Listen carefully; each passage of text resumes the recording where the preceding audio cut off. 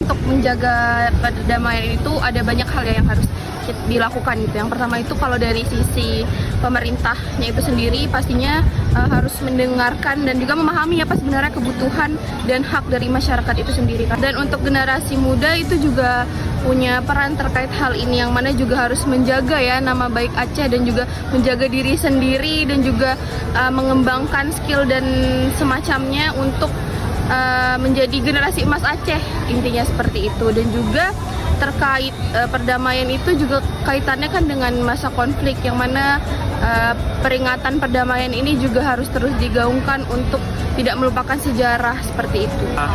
Perdamaian ini tentunya kita butuh komitmen antara kedua belah pihak, baik itu dari pemerintah Indonesia, itu sama-sama menjaga poin-poin yang telah kita sepakati pada saat itu.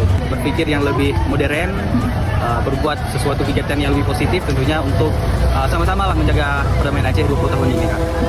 Kami 15 Agustus ini dapat menjadikan momentum bahwa Aceh sudah maju, Aceh semakin gemilang. Dan 15 Agustus ke depannya terus begitu, terus maju. Aceh semakin maju, maju dan maju. Untuk para pemuda tetap kritis dan tetap juga memperingati setiap tanggal penting, terutama 15 Agustus, dan juga pelajarilah sejarah Aceh, bagaimana Aceh terbentuk, karena Aceh memiliki marwah yang sangat tinggi. Menjaga kedamaian Aceh ini adalah dengan bagaimana pemerintah menanggapi isu-isu yang ada di masyarakat. Misalnya isunya itu tentang lapangan pekerjaan. Itu harus diberikan solusi yang sepadan ataupun sesuai dengan ekspektasi masyarakat. Sehingga dengan adanya solusi yang diberikan ini dan sesuai dengan ekspektasi dari masyarakat, maka kedamaian yang ada di masyarakat dan juga di pemerintah tidak akan bentrok seperti itu. Untuk cara merawat perdamaian, kita harus mengulik kembali sejarah yang terjadi dahulu.